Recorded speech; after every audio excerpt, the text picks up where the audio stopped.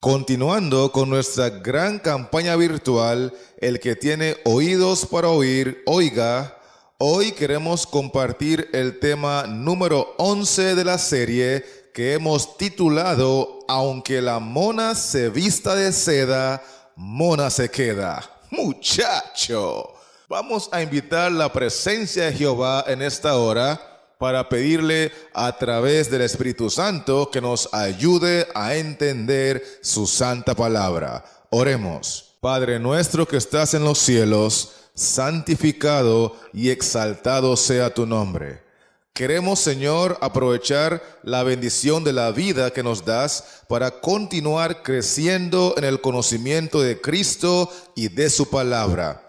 Permite que en este momento todos podamos estar conectados con tu Santo Espíritu y que todo hombre, toda mujer, todo joven, toda persona pueda ser bendecida y edificada por el estudio de tu palabra, porque lo pedimos según tu voluntad en el nombre de Cristo Jesús. Amén.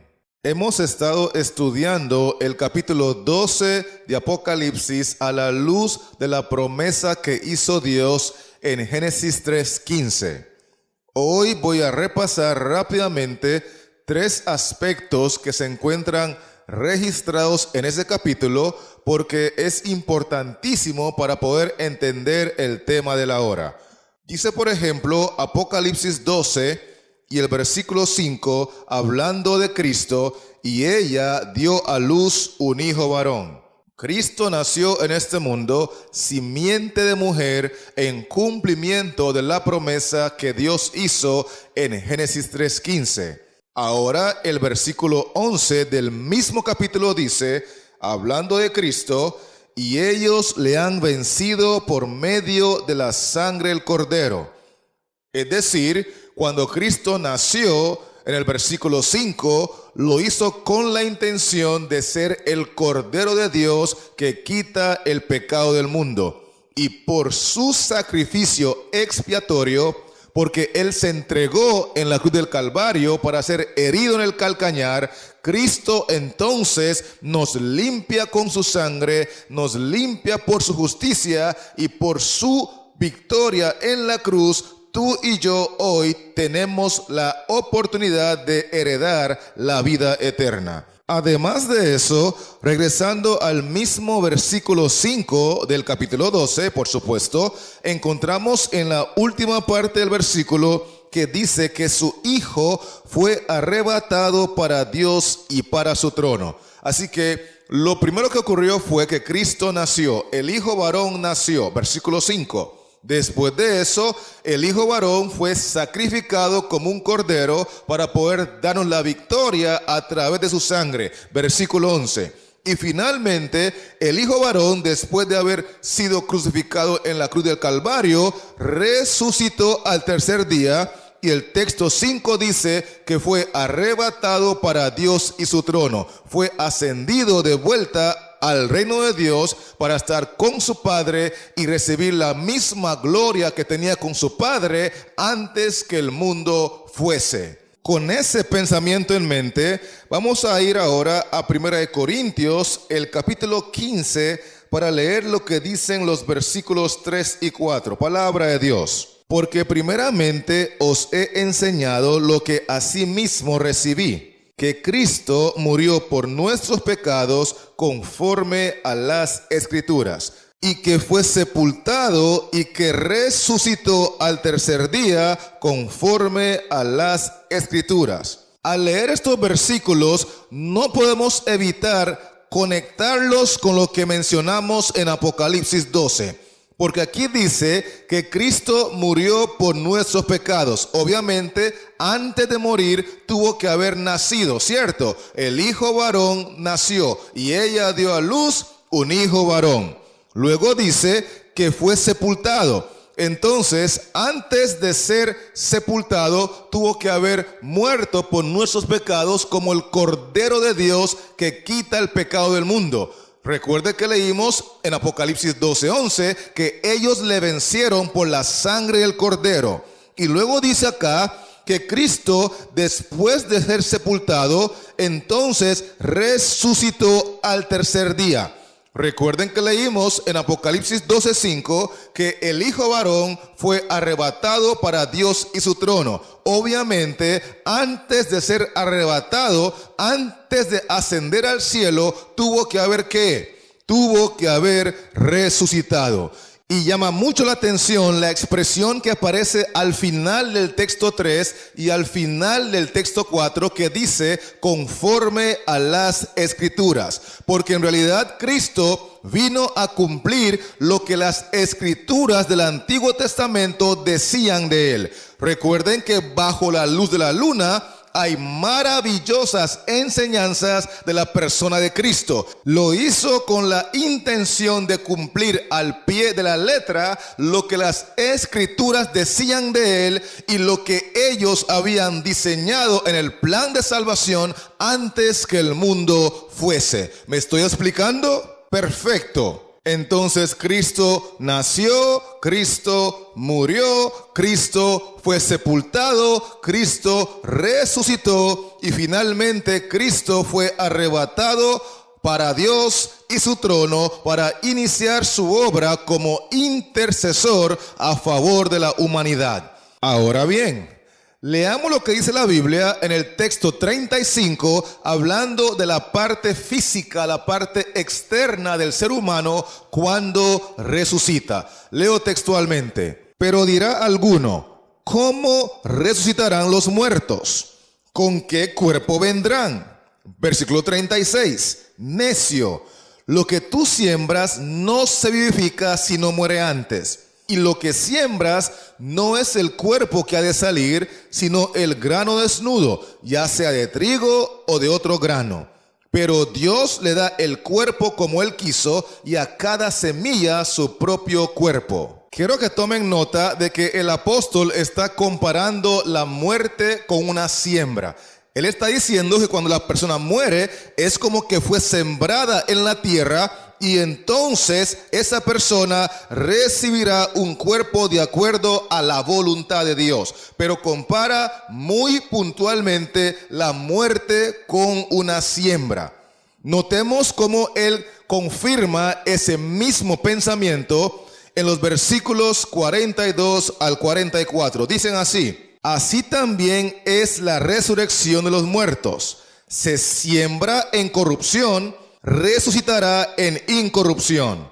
Se siembra en deshonra, resucitará en gloria. Se siembra en debilidad, resucitará en poder. Se siembra cuerpo animal, resucitará cuerpo espiritual. Claramente podemos ver que el apóstol está enfatizando la enseñanza de que la muerte en este contexto se compara con una siembra. 4 ocasiones lo dijo. El texto habla de siembra en corrupción, siembra en deshonra, siembra en debilidad y siembra en cuerpo animal.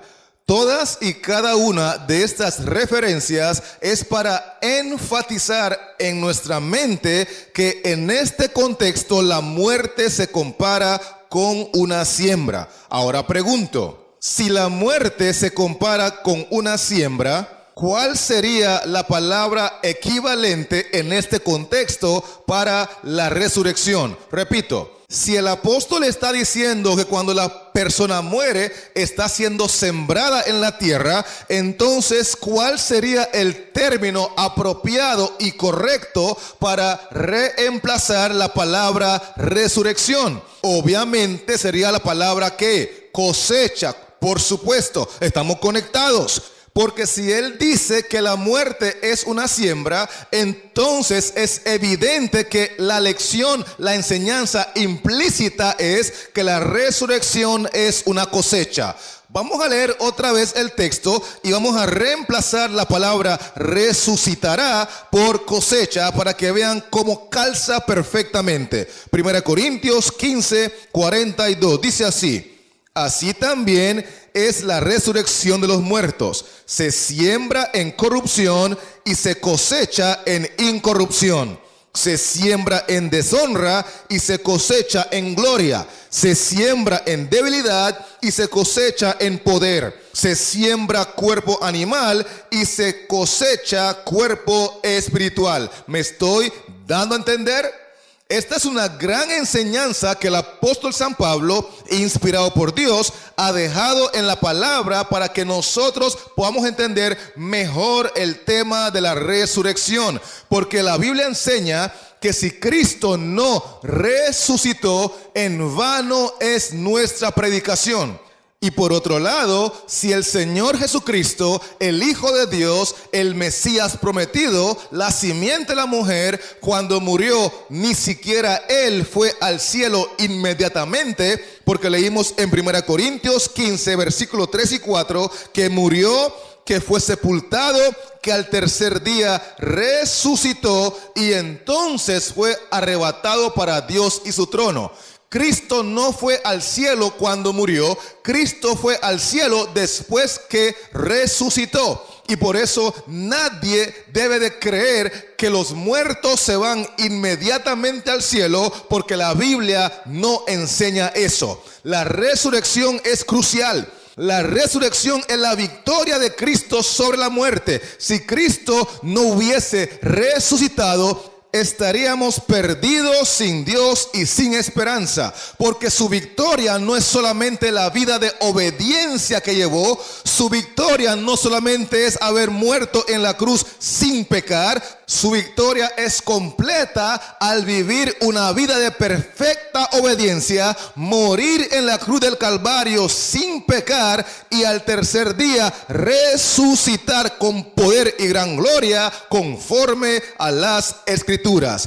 Apreciados amigos que me escuchan, la Biblia enseña entonces que la muerte se compara perfectamente con una siembra y la resurrección se compara perfectamente con una cosecha.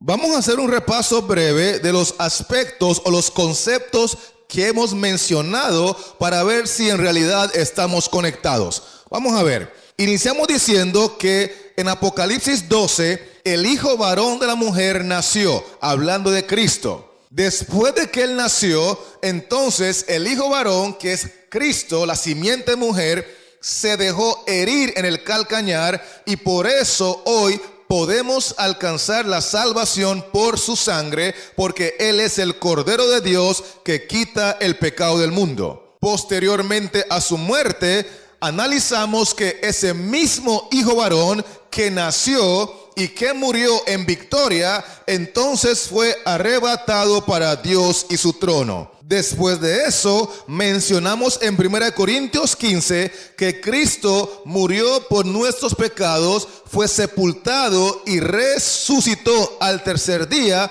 conforme a las Escrituras. Cada uno de sus movimientos, cada una de sus facetas aquí en la tierra fue en perfecta obediencia a lo que estaba predicho en el Antiguo Testamento, porque Cristo vino a cumplir lo que se había diseñado en el plan de la salvación desde antes de la fundación del mundo. Otro punto importante que vimos es el hecho de que el apóstol San Pablo explica que cuando una persona muere, se puede comparar perfectamente su muerte con la siembra. Y analizamos varios textos en Corintios que nos ayudan a entender que así como la muerte se puede comparar con una siembra, de igual manera la resurrección se puede comparar con una cosecha. ¿Se acuerdan los textos que leímos? 1 Corintios 15, 42 al 44, donde dice que se siembra en corrupción, se siembra en deshonra, se siembra en debilidad,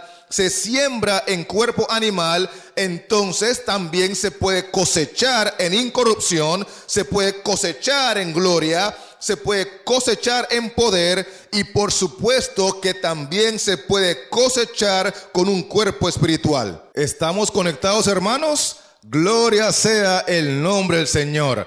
Así que vamos a continuar con nuestro tema. Aunque la mona se vista de seda, mona se queda, mencionando 6 aspectos cruciales que cada ser humano debe de considerar antes que sea sembrado. Es decir, antes de que esta persona muera.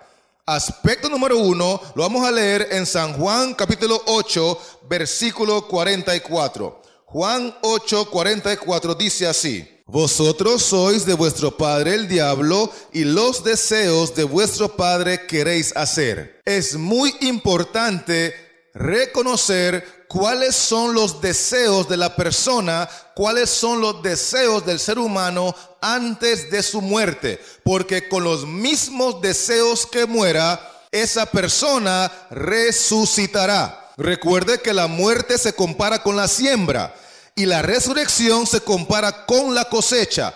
Por lo tanto, si la persona muere con deseos que son idénticos a los del diablo, que son semejantes a los del capo, cuando esa persona resucite, esa persona cosechará los mismos deseos. Esto es muy importante tenerlo presente, porque así como morimos, así hemos de resucitar. Entonces, el aspecto número 1 lo vamos a identificar con la palabra deseos.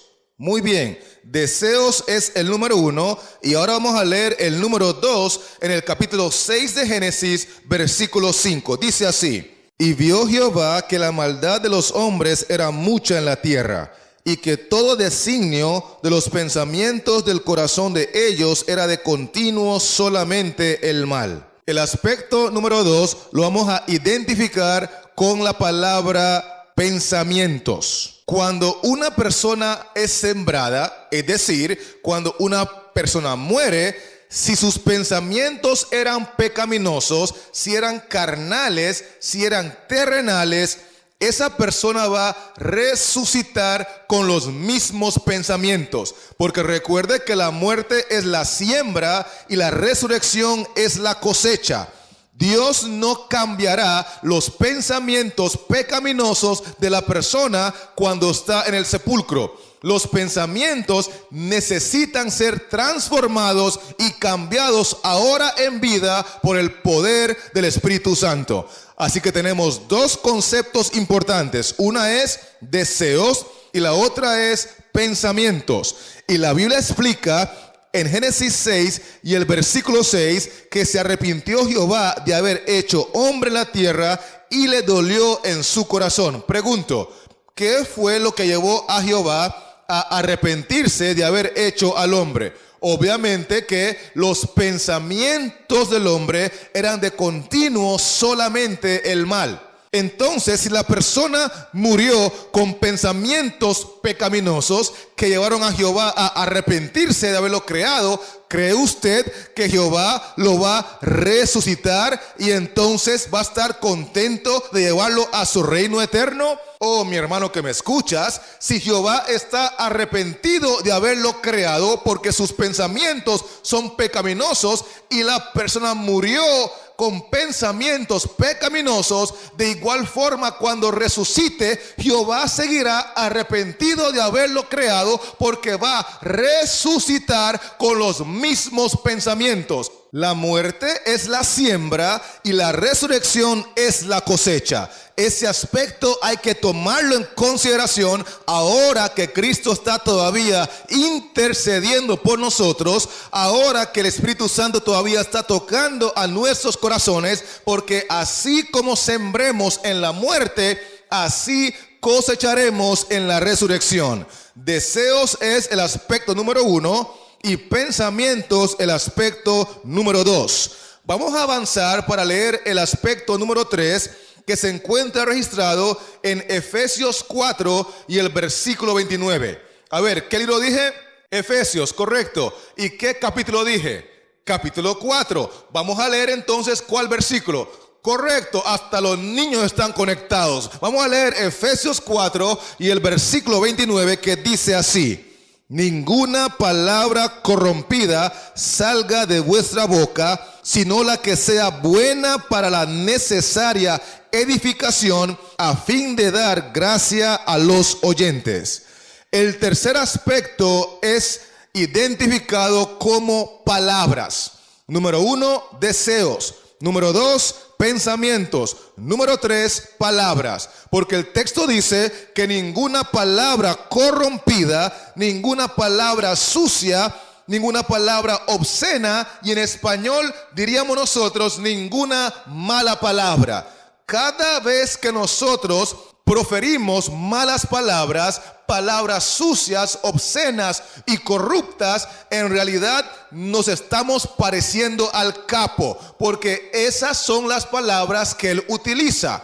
Cristo dice, ninguna palabra corrompida, sucia, obscena, ninguna mala palabra salga de su boca. Ahora escuchen bien, si la persona muere acostumbrada a decir malas palabras, en su siembra al morir murió con la costumbre de utilizar malas palabras. Para todo dice una mala palabra. Si su equipo ganó el partido, dice malas palabras. Si llueve, dice malas palabras. Si hace sol, también dice malas palabras. Es decir, las malas palabras llegan a ser parte de su vocabulario cotidiano.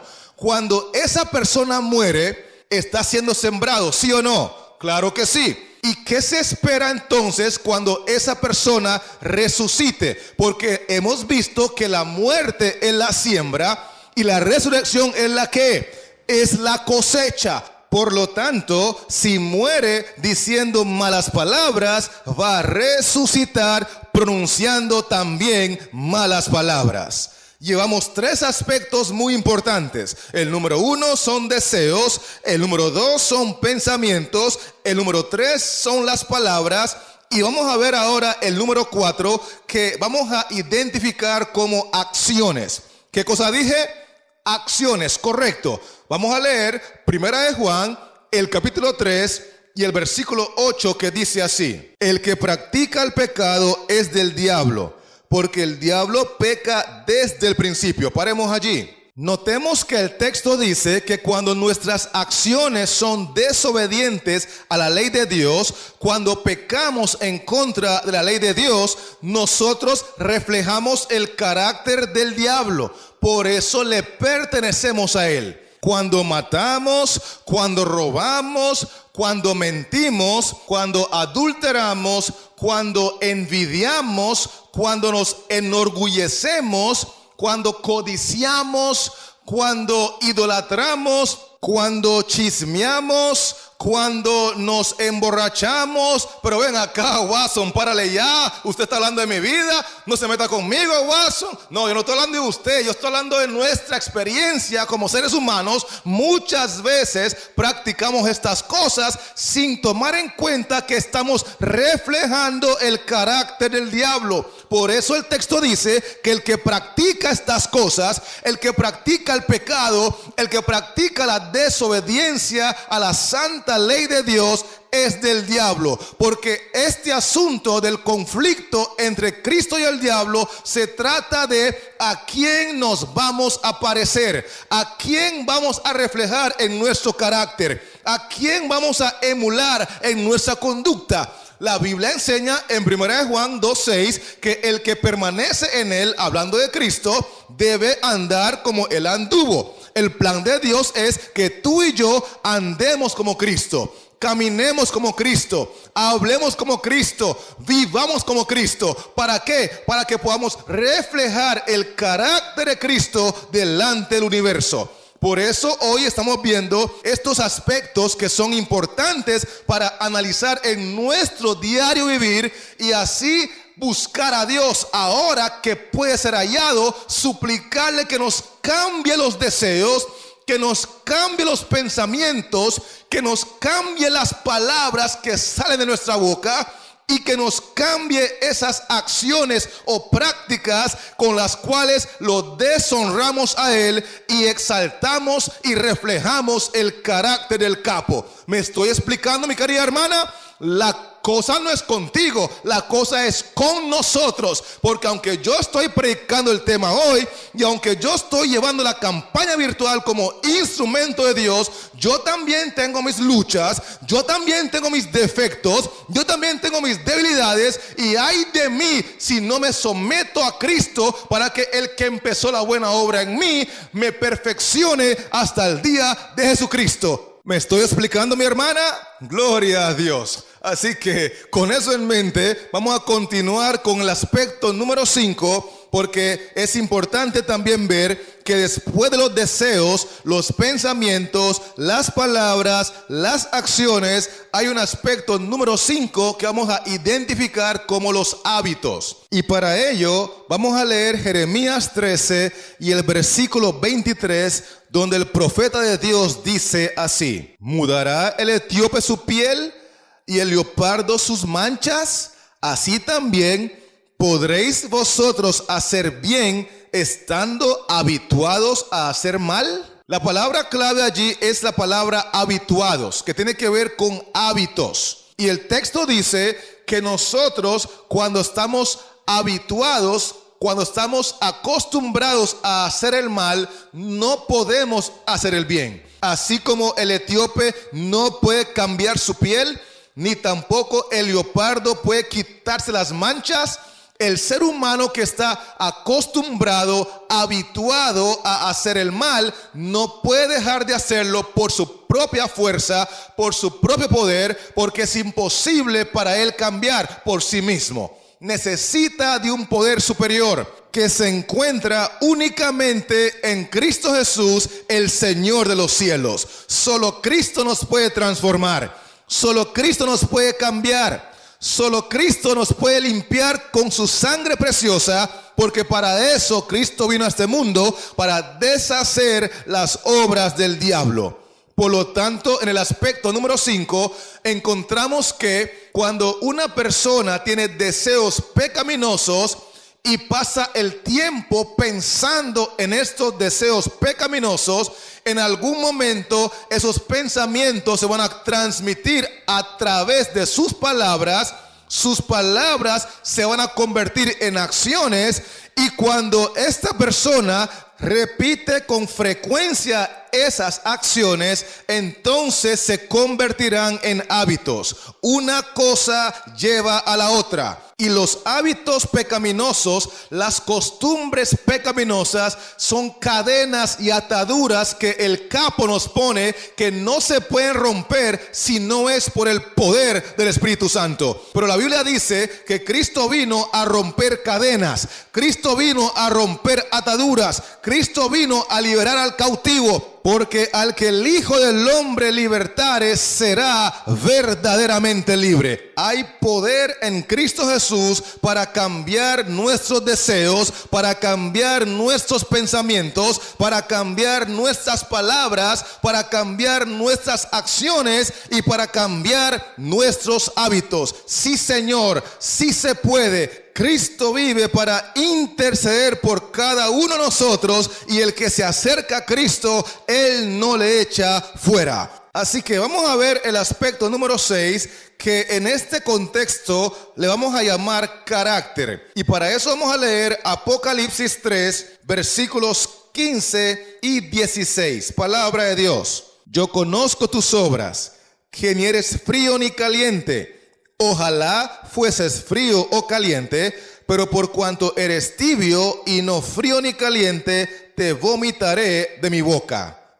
Este es el aspecto número 6 que hemos identificado como el carácter. La Biblia enseña que Cristo vomitará o destruirá a estas personas porque tienen un carácter pecaminoso. Sin embargo, es un carácter pecaminoso muy particular, porque no son ni fríos ni calientes, no son ni chicha ni limonada, simplemente son tibios. Y recordemos que la Biblia enseña que la fe sin obras es fe muerta.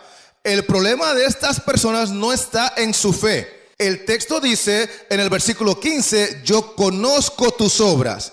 El problema de ellos no es su fe, porque ellos creen en Cristo, ellos creen en Dios, ellos quieren ir al cielo, pero lo que pasa es que sus obras no confirman lo que ellos creen. Sus obras no respaldan lo que ellos dicen. Tienen deseos divididos, tienen pensamientos divididos, tienen palabras divididas, tienen acciones divididas, tienen hábitos divididos porque tienen un carácter dividido. Cristo dice, no son ni fríos ni calientes. A veces usted los ve hablando y parecen santos cristianos, pero cuando los ve en su comportamiento, reflejan el carácter del capo. Son personas que quieren ir al cielo, pero no están dispuestos a abandonar el mundo.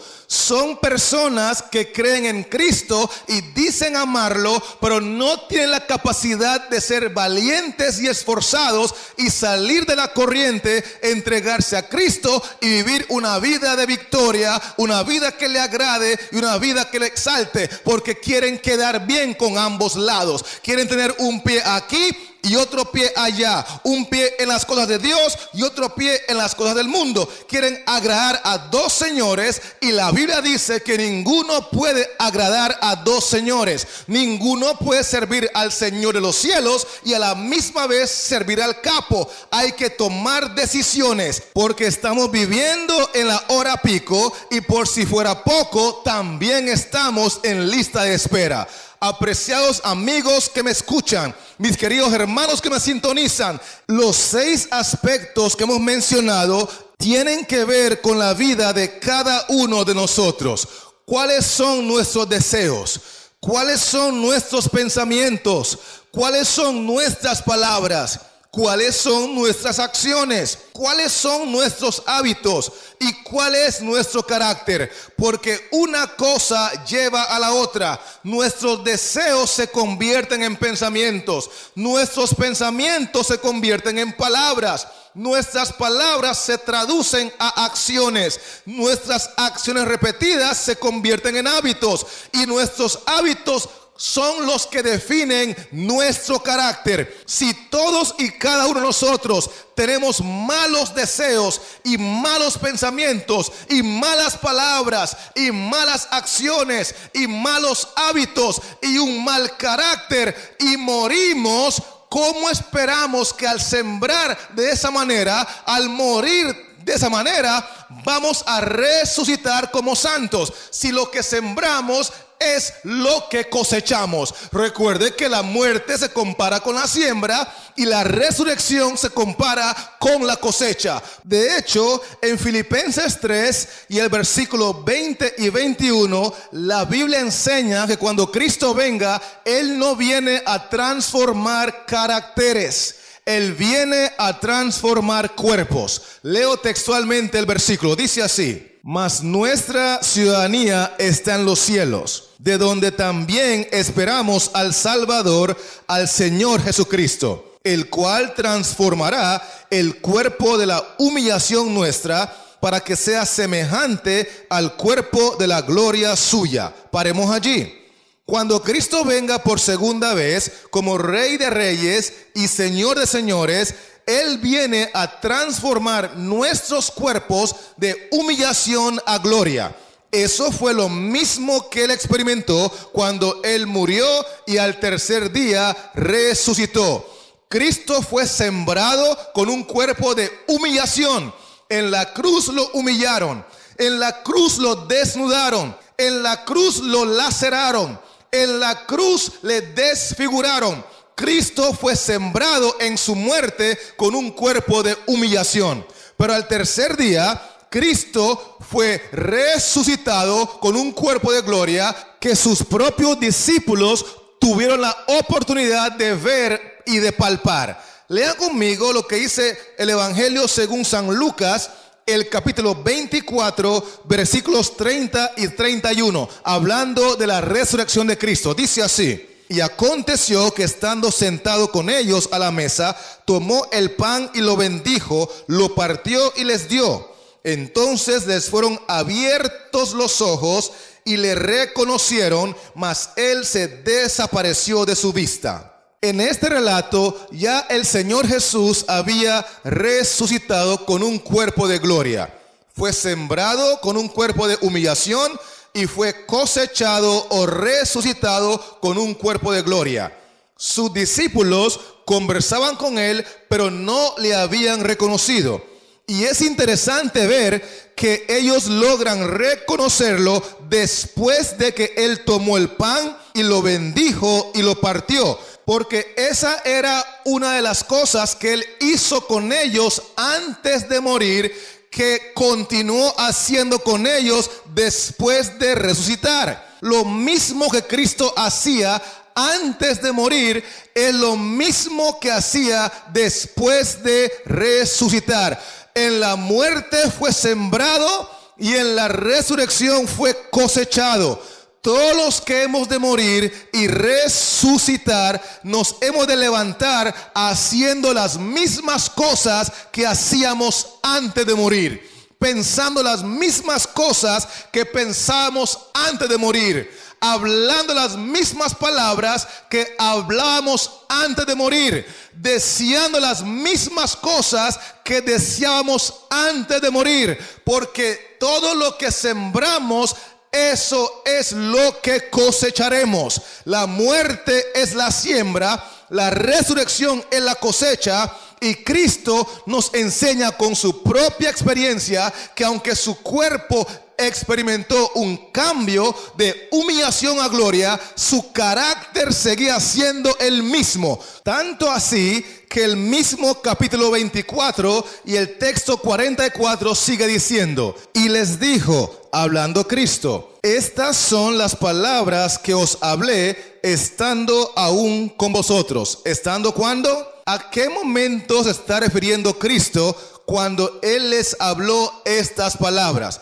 ¿Está refiriéndose a su experiencia después de resucitar o está más bien refiriéndose a su experiencia antes de morir? Es evidente que Él está refiriéndose a las palabras que Él les mencionaba en su vida antes de morir, antes de ser sembrado. Y ahora que ha sido cosechado, ahora que ha sido resucitado, Cristo sigue hablando las mismas palabras que Él hablaba con ellos antes de morir, porque así como morimos, así hemos de resucitar. Las mismas palabras, los mismos deseos, los mismos pensamientos, las mismas acciones. Imagínense, el texto 45 dice: entonces les abrió el entendimiento para que comprendiesen las escrituras. Pregunto, esa acción de predicar la escritura, de abrir el entendimiento a los oyentes para que puedan comprender la escritura de Dios, la palabra de Dios, esa acción la hacía Cristo antes de morir, ¿sí o no? Claro que sí, porque Él no está haciendo nada diferente ahora que ha resucitado de lo que hacía antes de morir. Porque al resucitar, Él va a cosechar lo mismo que Él sembró. Si Él sembró acciones donde enseñaba la palabra, donde abría la mente a la gente para que comprendieran la palabra, eso es lo que sembró, pues eso mismo va a cosechar. Porque la muerte, repito, es simbolizado por una siembra y la resurrección es representado por una cosecha. Por lo tanto, aunque la mona se vista de seda, mona se queda. Si la persona murió siendo impía, va a resucitar siendo impía. Si la persona murió teniendo deseos pecaminosos, va a resucitar teniendo deseos pecaminosos. Si la persona murió y era aburrido para esa persona escuchar una predicación de la palabra de Dios, cuando resucite, aunque Dios lo lleve al cielo a la fuerza, porque Dios es amor y lo quiera salvar, esa persona va a sufrir en el cielo como si fuese un infierno, porque la persona murió sin poder disfrutar, escuchar una predicación. Y en el cielo Cristo nos predicará, Cristo nos enseñará su palabra, y esa persona va a sufrir porque no está preparado para un ambiente celestial. La mona se vistió de seda, pero la mona así se queda. Con ese pensamiento en mente, ahora voy a invitarte a regresar a 1 Corintios 15 para corroborar ¿qué es lo que Cristo va a transformar cuando Él venga en gloria y majestad? ¿Se va a enfocar en transformar el carácter de la persona o más bien va a transformar únicamente el cuerpo de la persona? 1 Corintios 15, versículos 51 al 53 dice lo siguiente: He aquí os digo un misterio, no todos dormiremos, pero todos seremos transformados. Allí la palabra dormir se está refiriendo a la muerte, a la siembra. Sigo leyendo. En un momento, en un abrir y cerrar de ojos, a la final trompeta, porque se tocará la trompeta y los muertos serán resucitados incorruptibles y nosotros seremos transformados, porque es necesario que esto corruptible se vista de incorrupción y esto mortal se vista de inmortalidad. El texto está hablando de el momento cuando Cristo vendrá como Señor de los cielos con gran poder y majestad, y en un momento, en un abrir y cerrar de ojos, Cristo nos transformará de corruptos a incorruptos y de mortales a inmortales. Pero la pregunta del millón es, ¿allí se está refiriendo al carácter de la persona o más bien está hablando del cuerpo de la persona? Recordemos que Filipenses dice que Cristo vendrá y nos transformará el cuerpo de humillación a un cuerpo de gloria. Sin embargo, miremos el contexto inmediato para ver de qué está hablando el apóstol. Versículo 50. ¿Qué texto dije? Versículo 50, correcto. Dice así: pero esto digo, hermanos, que la carne y la sangre no pueden heredar el reino de Dios, ni la corrupción hereda la incorrupción. Entonces, ¿de qué transformación está hablando el apóstol? ¿La transformación del espíritu, del carácter de la persona o la transformación del cuerpo de la persona? Es claro que el texto está hablando del cuerpo, porque dice allí que la carne y la sangre, este cuerpo corrupto, así como tú y yo lo poseemos, no puede heredar el reino de Dios. Necesita ser transformado. Este cuerpo necesita ser cambiado de corrupto a incorrupto y de mortal a inmortal.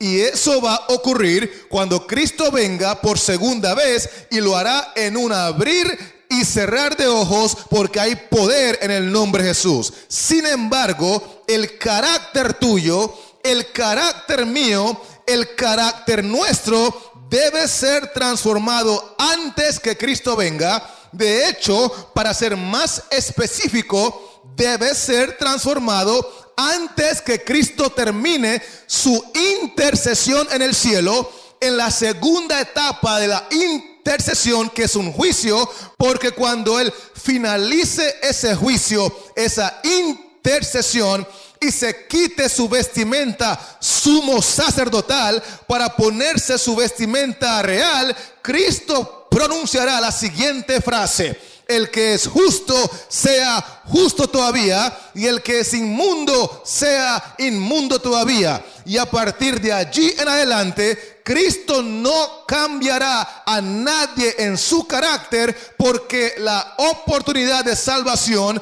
y la puerta de la gracia habrá sido cerrada. Por lo tanto, mi querido hermano que me escuchas, si usted está planeando salvarse, no puede esperar a cambiar hasta que Cristo venga, porque la oportunidad para alcanzar la salvación finaliza antes que Él venga, antes de las plagas, porque cuando estén cayendo las plagas es porque allá Cristo está siendo coronado como rey en el cielo, está celebrando la boda con la ciudad santa que es su esposa, y entonces nadie podrá cambiar para bien ni para mal, porque la oportunidad de salvación habrá sido cerrada. Por otro lado, si usted está viviendo en este mundo y usted es de carne y hueso, en cualquier momento su nombre puede ser tomado en cuenta para ser visitado por la muerte. Porque si no se acuerda del tema de ayer, permítame recordarle que todos y cada uno de nosotros estamos en lista de espera. Y si morimos en pecado, y si morimos con deseos pecaminosos, y si morimos con pensamientos pecaminosos, y si morimos con palabras pecaminosas, y si morimos con acciones pecaminosas, y si morimos con hábitos pecaminosos, y si morimos con un carácter pecaminoso, recuerde que la muerte se compara con la siembra. Y entonces al resucitar, al ser cosechado, de igual forma, así como morimos, así nos han de cosechar. Los mismos pensamientos, los mismos deseos, las mismas palabras, las mismas acciones, los mismos hábitos y el mismo carácter, porque el tiempo para cambiar es antes de la segunda venida de Cristo, es antes que se cierre la puerta de la gracia y es antes de que nos toque morir, porque así como tú y yo muramos, así hemos de resucitar. Con razón Cristo dijo en San Juan 5 y el versículo 28 y 29 lo siguiente, hablando del tema de la resurrección. Dice así: no os maravilléis de esto, porque vendrá hora cuando todos los que están en los sepulcros oirán su voz. ¿A dónde están los muertos según la Biblia? En los sepulcros. Antiguo Testamento le llama Seol y el Nuevo Testamento le llama Hades. Pero todos los muertos, independientemente si son buenos o malos, independientemente si su carácter refleja a Cristo o al capo, los muertos están en los sepulcros. Pero el texto dice que viene la hora cuando todos y cada uno de ellos oirá su voz. Y el texto 29 agrega: y los que hicieron lo bueno saldrán a resurrección de vida, mas los que hicieron lo malo a resurrección de condenación. Es fundamental analizar que el texto no dice los que creyeron lo bueno. Oh no, allí dice claramente los que hicieron lo bueno, porque no todo el que dice Señor, Señor entrará en el reino de los cielos, sino el que hace. Hacer es diferente a decir. Y muchos dicen que están bendecidos, que están prosperados y que están en victoria, pero siguen viviendo una vida de pecado. Siguen viviendo una vida de desobediencia, a pesar de que con su boca atan y desatan, pero con sus hechos demuestran que Cristo no los conoce. Apartaos de mí, hacedores de maldad. Por eso el texto dice: no son los que creyeron lo bueno, no son los que hablaron lo bueno, son los que hicieron lo bueno. Porque del dicho al hecho hay mucho trecho. Y cuando la gente hace la voluntad de Dios, cuando la gente tiene deseos que glorifican a Dios, cuando la gente tiene pensamientos que glorifican a Dios, cuando la gente tiene palabras en su boca que exaltan y glorifican a Dios, cuando la gente hace cosas para exaltar el nombre de Dios, cuando la gente tiene hábitos que glorifican el carácter de Dios, entonces esa gente refleja delante del universo la gloria de Dios a través de su estilo de vida. Y si ellos mueren en Cristo, ellos van a resucitar para vida eterna, porque sembraron en Cristo y van a resucitar y cosechar en Cristo Jesús. A esa gente se aplica lo que el apóstol Pablo dice en Filipenses 1:21. Para mí el vivir es Cristo. El cristiano vive para la gloria de Cristo. El cristiano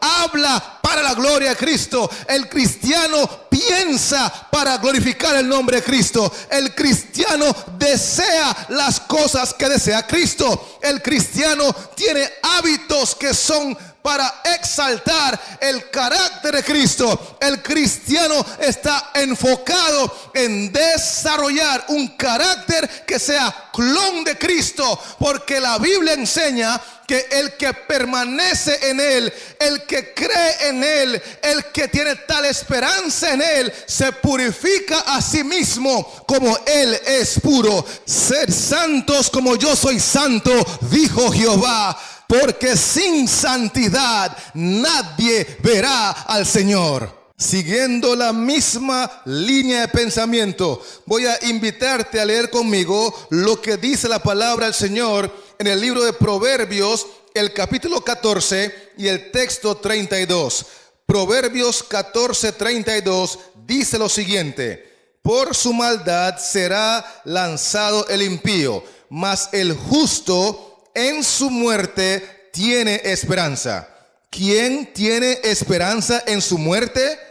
Dice la Biblia que el justo. Recordemos que en la sentencia final de Cristo, en el juicio celestial, Él dirá: el que es justo sea justo todavía. Por lo tanto, si esa persona que fue sentenciada justa por la sangre del Cordero y por su vida de obediencia a su ley, por amor a Cristo, cuando muere esa persona, recordando que la muerte es una siembra, esa persona va a ser cosechada o resucitada para vida eterna. Por eso allí dice que el justo muere o es sembrado con esperanza de vida eterna, porque una vez que murió con un carácter santo, con deseos santos, con pensamientos santos, con palabras santas, con acciones santas, con hábitos santos y un carácter santo, así como murió, así como fue sembrado, así mismo será cosechado. Por eso es importante trabajar con temor y temblor en nuestra salvación. Es importante aprovechar cada día de nuestra vida para que Dios pueda seguir transformando nuestros caracteres, que pueda seguir puliendo, sacando rencor, sacando envidias, sacando orgullo, sacando vanidad, sacando adulterio, lujuria, sacando drogadicción, sacando borracheras, sacando todo aquello que deshonra su nombre y afecta nuestro carácter. Dios está interesado en ayudarte. Dios está interesado en salvarte. Dios está interesado en transformarte. Pero Él está tocando hoy a tu puerta, suplicando que le des una oportunidad, porque separado de Cristo nada podéis hacer, pero con Cristo Jesús eres más que vencedor. Eres la niña de sus ojos, eres la luz del mundo, eres la sal de la tierra, eres su especial tesoro, porque Cristo hubiese venido a dejarse herir en el calcañar, aunque fuese solamente por ti. Apreciado amigo que me estás escuchando, oh sí, mi hermana que estás conectada, aunque fuese solo por ti, Cristo hubiese venido, se hubiese dejado clavar, humillar, avergonzar, aunque sea solo para salvarte a ti, porque tú eres la cosa más linda que Cristo ha creado. Tú eres la motivación por la cual no se bajó de la cruz, y tú eres la razón por la cual hoy intercede ante el Padre, suplicando por más tiempo para ti, porque Cristo sabe que estamos viviendo en la hora pico, que estamos en lista de espera, y que si nuestro carácter no es sembrado en justicia, estaremos en el grupo de aquellos que mueren sin esperanza. Proverbios 11 y el texto 7 dice así, hablando de aquellos que mueren sin esperanza. Palabra de Dios: cuando muere el hombre impío, cuando muere el hombre impío, cuando muere el hombre impío, perece su esperanza. En ese momento el impío, cuando murió, cuando fue sembrado con palabras pecaminosas y obscenas, con pensamientos sucios y lujuriosos, con deseos corruptos, con acciones corruptas, con hábitos malsanos, cuando muere el drogadicto, cuando muere el borracho, cuando muere el orgulloso, cuando muere la vanidosa, cuando muere el soberbio, cuando muere el mentiroso, cuando muere la idólatra, cuando muere el codicioso, el envidioso, el rencoroso, el pecador en cualquiera de sus formas, formas. Cuando muere el impío, la Biblia dice que allí perece su esperanza, porque así como fue sembrado en pecado a través de su muerte, así será resucitado en pecado a través de su cosecha. Apreciado amigo que me escuchas, aunque Dios es bueno, aunque Dios es misericordioso, aunque Dios es santo, justo y maravilloso, Él no puede resucitar a ninguno que murió en pecado y llevárselo al cielo, porque en el cielo ese individuo experimentaría un terrible infierno, porque aunque la mona se vista de seda, mona se queda.